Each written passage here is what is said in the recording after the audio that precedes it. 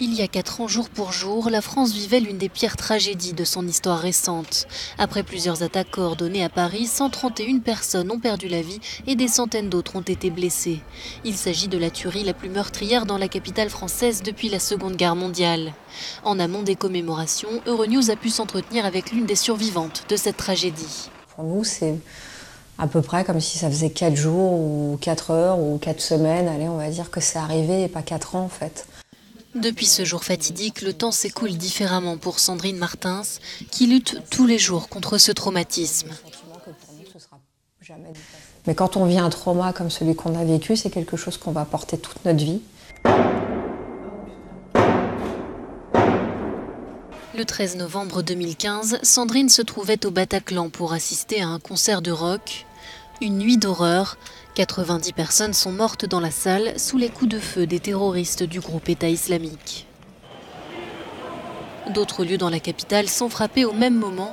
Un bar, un restaurant et même le Stade de France. Guillaume Valette a récemment été reconnu comme la 131e victime des attentats.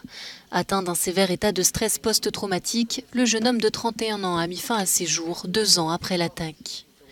Pour Sandrine, les survivants du 13 novembre se sentent souvent stigmatisés. J'ai le sentiment que pour nous, ce sera... À chaque fois que je me retrouve face à quelqu'un, on me reproche en fait d'avoir été victime. C'est le sentiment qu'on a, c'est vous arrivez quelque chose, mais arrêtez de le mettre à toutes les sauces. Mais on n'a pas le choix en fait. On vit tous les jours avec ça, tous les jours. Aurélie de Peretti, 33 ans. Les victimes des attentats ont pu bénéficier d'aides financières via un fonds de garantie. Mais selon Sandrine, ce fonds diminue, tout comme la compassion des Français. Je sais pas, c'est comme si vous disiez au bout d'1 an ou 2, handicapé moteur, on va t'enlever ton fauteuil, maintenant tu vas essayer de marcher tout seul. Et il pourra pas. Bah, moi je me sens comme ça en fait, j'ai l'impression d'être quelqu'un qui est dans un fauteuil roulant et à qui on demande, maintenant, vas-y marche quoi. Le 13 novembre, on va rendre hommage aux victimes et que c'est à peu près le seul jour de l'année où maintenant on pense à nous en fait. Après je comprends très bien que la vie doit reprendre son cours, etc.